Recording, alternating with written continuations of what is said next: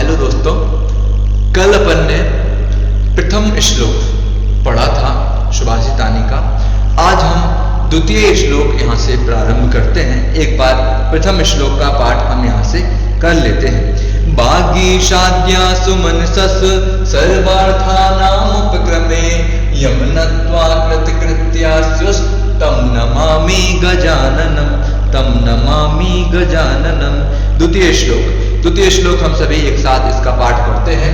शारदा शारदाम्भोज बदना बदनाम्भुजे सर्वदा सर्वदास्माकं सन्निधिं सन्निधिं क्रियात्, सन्निधिं सन्निधिं क्रियात्। देखिए, समझते हैं हम इस श्लोक को। इसमें क्या कहा गया है? ये सरस्वती वंदना का एक श्लोक है। इसमें माँ सरस्वती को नमस्कार किया गया है और इसमें एक सुंदर, बहुत ही सुंदर अलंकार का प्रयोग है जो होता है यमक अलंकार। यमक अलंकार, यमक अलंकार का मतलब क्या है? यमक अलंकार मतलब होता है कि जहां पर एक शब्द दो बार आए और दोनों बार उसका अर्थ अलग अलग हो, उसको कहते हैं अपन यमक अलंकार। इसमें यमक अलंकार का बहुत सुंदर प्रयोग है। कैसे है तो देखना। यहाँ पर शारदा और शारदा, दो बार शारदा का प्रयोग, एक शारदा दो शारदा, इन दोनों का ही मतलब अलग अलग है। इसका मतलब है शरद ऋतु और इस शारदा का मतलब है सरस्वती देवी। यहाँ पर क्या है? बदना बदनाम। यहाँ पर भी दो बार बदना और बदना, दो बार बदना शब्द का प्रयोग आया। तो इसका भी, इन दोनों का ही अर्थ अलग अलग होता है, बदना बदना। और यहाँ पर भी सर्वदा सर्वदा, यहाँ पर भी सर्वदा और सर्वदा दो बार आए और इन दोनों का अर्थ अलग अलग होगा। सन्निधिम सन्निधिम, यहाँ पर भी सन्निधिम सन्निधिम दो बार प्रयोग हुआ, इन दोनों का अर्थ अलग अलग है। अर्थात यहाँ पर एक शब्द दो बार प्रयुक्त हुआ है, चार बार एक ही शब्द दो बार प्रयुक्त हुआ है इस कारण से, और उन दोनों का अर्थ भी अलग है। इस कारण से यहाँ पर अलंकार कौन सा है? यमक अलंकार है। चलिए इस श्लोक को समझते हैं, क्या कहा गया है। एक बार फिर से साथ में हम इसको पढ़ते हैं। शारदा शारदाम्भोज बदना बदनाम्भुजे सर्वदा सर्वदास्माकं सन्निधिं सन्निधिं क्रियात्। अर्थात शारदाम्भुज, सबसे पहले क्या कहते हैं? शारदाम्भुज अर्थात शरद ऋतु के कमल के समान। क्या शारदाम्भुज मतलब क्या लिखा? शरद ऋतु के कमल के समान।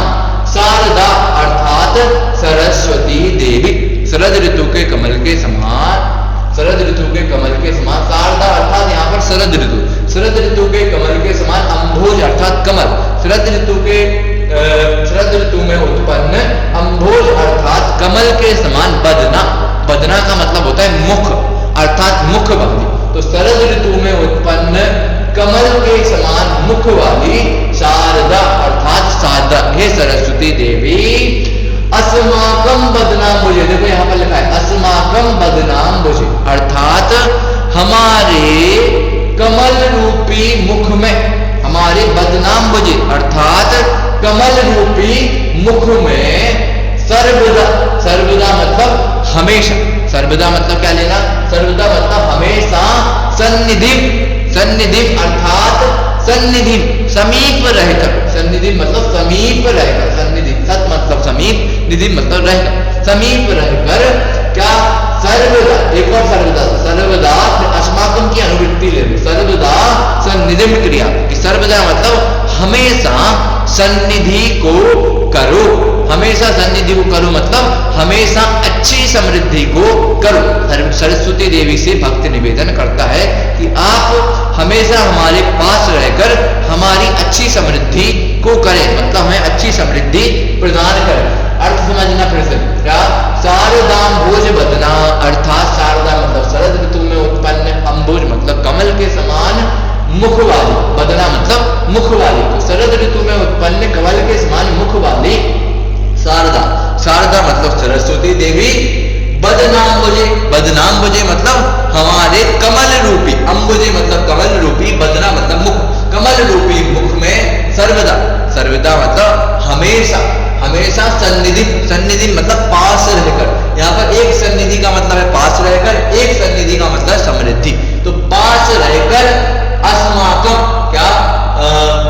सर्वदा सन्निधि अर्थात सदैव पास रहकर, सर्वदा, फिर सर्वदा, क्या? सर्वदा मतलब हमेशा, अस्माकम सन्निधिम क्रियात अर्थात अस्माकं मतलब मेरी सन्निधिम अर्थात सन्निधि को करो, हे सरस्वती देवी मेरी सन्निधि अर्थात समृद्धि को करो, ऐसा यहाँ पर अर्थ प्रयोग कर रहे हैं। ये इसका अन्वय है, शारदाम भोज बदना शारदा अस्माकं बदनाम भोजे सर्वदा सन्निधिम क्रिया।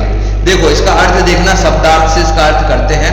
शारदाम भोज मतलब शरद ऋतु में उत्पन्न कमल सदृश अर्थात मुख वाली। देखो शारदाम भोज मतलब शरद ऋतु में उत्पन्न कमल के समान मुख वाली शारदा अर्थात सरस्वती देवी, अस्माकं अर्थात हमारे बदनाम भुजे, अस्माकं बदनाम भुजे अर्थात हमारे कमल रूपी मुख में, सर्वदा अर्थात हमेशा, सन्निधि अर्थात समीप रहकर, सर्वदा मतलब सभी प्रकार की, सन्निधि अर्थात समृद्धि को, क्रिया मतलब करे, हे सरस्वती देवी सब प्रकार की समृद्धि को करें।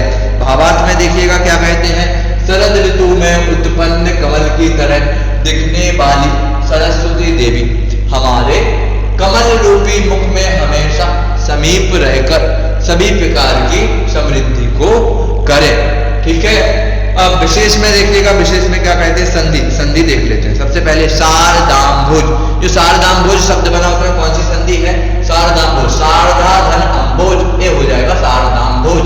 दीर्घ संधि का प्रयोग है, आकार और आकार मिलकर के बड़ा आकार हो जाते हैं। सत्य प्लस निधि, देखो सन्निधि जो शब्द बना उसमें क्या, सत्य प्लस निधि, अनुनासिक व्यंजन संधि का प्रयोग है। अनुनासिक व्यंजन संधि है, सत्य प्लस ताकु ना हो जाते हैं, जो बाद वाले अक्षर का जो पंचम वर्ण प्रयोग है, जिस वर्ग का बाद में पंचम वर्ण प्रयोग है उसी वर्ग का पंचम वर्ण पहले, जैसे ना प्रयोग है ता वर्ग का पंचम वर्ण, तो यहाँ पर भी ताको ता वर्ग का पंचम वर्ण हो जाता है, अनुनासिक व्यंजन संधि का उदाहरण है। और क्या, सर्वदा धन अस्माकं, सर्वदा धन अस्माकं, यहाँ पर क्या सर्वदास्माकं बनेगा, सर्वदास्माकं में सर्वदा धन अस्माकं में दीर्घ संधि है, बड़ा आ और आ मिलकर के बड़ा, आकार और आकार मिलकर के आकार हो जाते हैं, ये सर्वदास्माकं हो जाएगा। यहाँ पर आप एक सुधार कर लें, अलंकार, अलंकार में क्या, ये यमक अलंकार का प्रयोग है। कौन सा अलंकार, यमक अलंकार का प्रयोग होगा, यहाँ पर सुधार कर लें। छंद, छंद कौन सा होगा, अनुष्टुप छंद है इसमें। कौन सा छंद है, अनुष्टुप, 8 अक्षर है प्रत्येक पाद में, इसलिए एक अनुष्टुप छंद है। इस प्रकार हमारा द्वितीय श्लोक भी कंप्लीट होता है। कल हम तृतीय श्लोक की ओर आगे बढ़ेंगे। यदि आपको वीडियो पसंद आता हो तो आप कृपया चैनल को लाइक करें, चैनल को सब्सक्राइब करें और बेल आइकन को प्रेस करें। इसी के साथ आज की कक्षा को विराम देते हैं। जय जिनेंद्र सबको।